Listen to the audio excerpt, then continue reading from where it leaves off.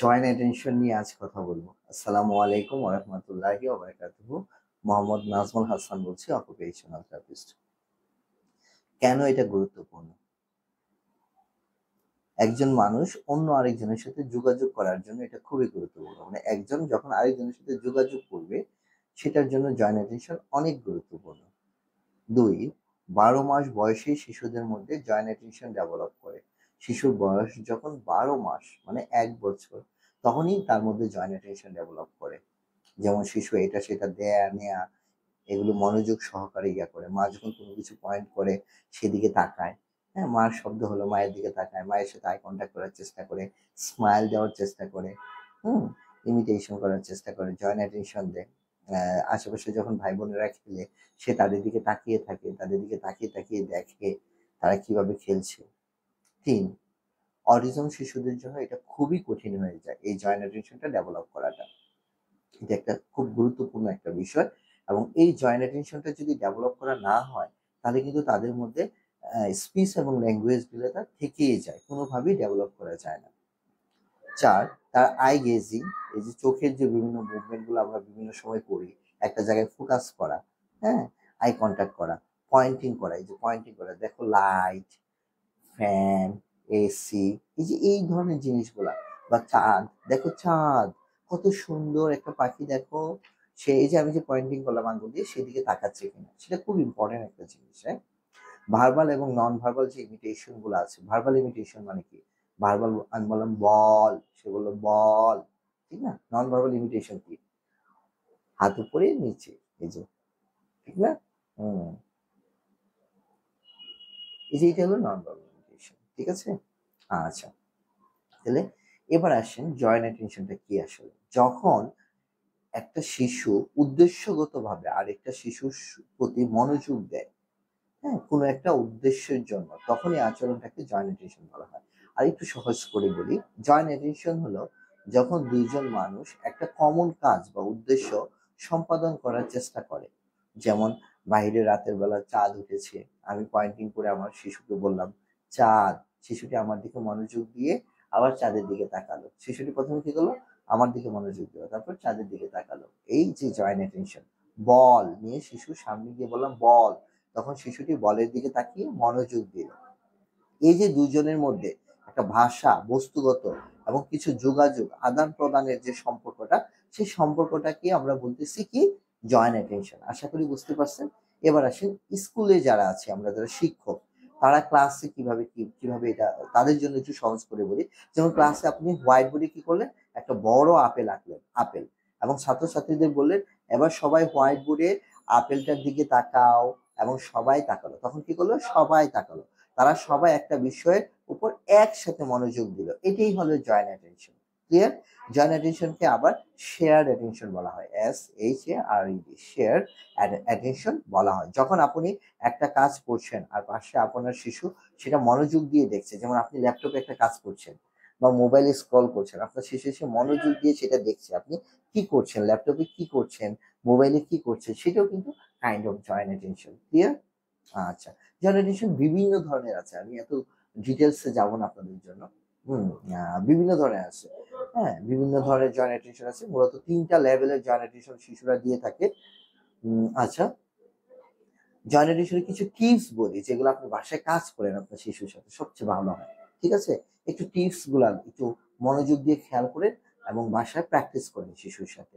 Modelling, language model, হ্যাঁ? এটার নাম হলো মডেলিং।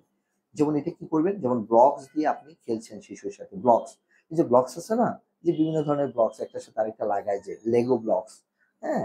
লোকাল মার্কেটেও পাওয়া যায় বা বাইরে, এটা খুব কমন। ব্লকস একটার সাথে একটা মিলে মিলে টাওয়ার বানাচ্ছেন, যে লাল, নীল, হলুদ, সবুজ বিভিন্ন ধরনের থাকে। হুম? এই ধরনের। এই যে যেমন আমার কাছে একটা বক্স আছে, আমি দেখাচ্ছি। যে এই যে লেগো ব্লক, এই যে ব্লকস, এগুলাকে কি বলি? ব্লকস। এই যে ব্লকস একটার সাথে আরেকটা লাগানোর পরে আপনারা ইয়া করবেন। এগুলো বিভিন্ন ধরনের পাওয়া যায়, বিভিন্ন ধরনের পাওয়া যায়। যেমন আমি আপনাকে দেখাই আরেকটা জিনিস।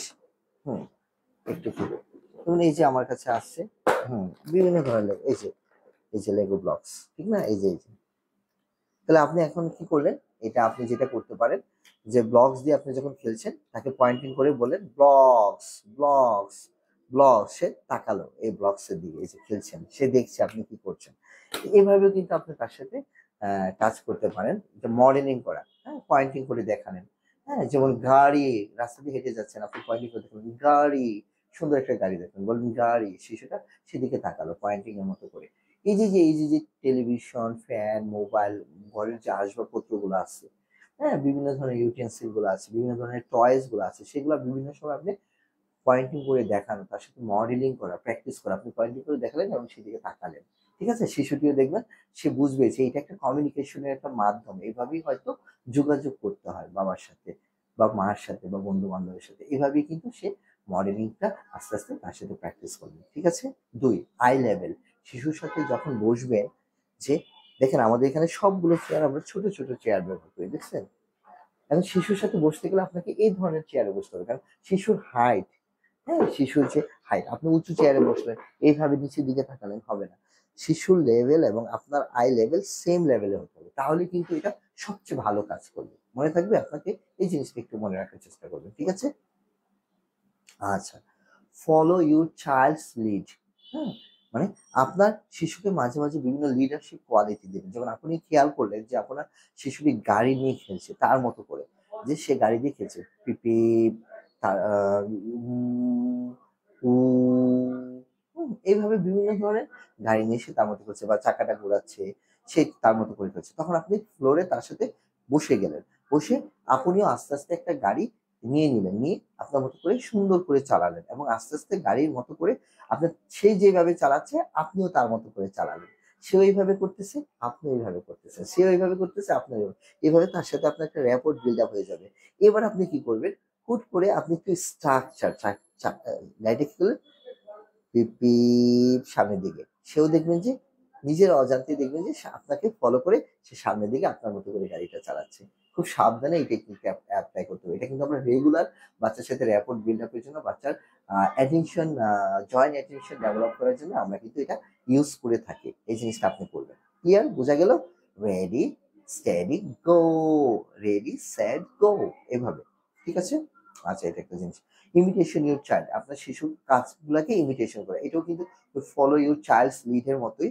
যেমন ব্লগ বানানোর সময় শিশুটি কু কু বা এই এই সাউন্ড করছে, এবার আপনিও তার সাথে একইভাবে ব্লগ বানান এবং একই ধরনের শব্দ করুন। দেখবেন যে শিশুটা আপনাকে তাকাবে এবং টেকিং টার্ন করা শিখবে, মানে আপনি যখন করবেন সে যখন স্টপ থাকবে, আবার সে যখন করবে আপনি তখন স্টপ থাকবে। এইভাবে সে টেক টার্ন করা শিখবে, জয়েন্ট অ্যাটেনশন শিখবে। এবং একটা সময় পরে আপনি তখন মিনিংফুল সাউন্ড গুলা বলবেন, বলবেন বা বা বা, মা মা মা, খা খা খা, যা যা যা।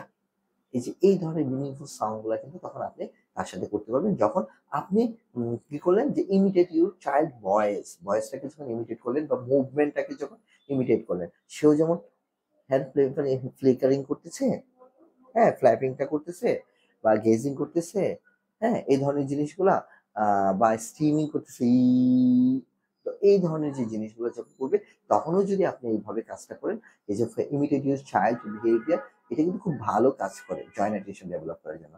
তাহলে কয়টা টিপস দিলাম? চারটা টিপস। প্রথমটা কি ছিল? মডেলিং করা। মডেলিং করা, শিশুকে বিভিন্ন কিছু মডেল করে করে আপনি শিখাবেন। ঠিক আছে। 2 নম্বরে হলো শিশুর আই লেভেল আর আপনার আই লেভেল সেম থাকবে। 2। 3 নম্বরে কি হলো? শিশুকে লিড দিতে হবে, লিড দিতে হবে। হ্যাঁ?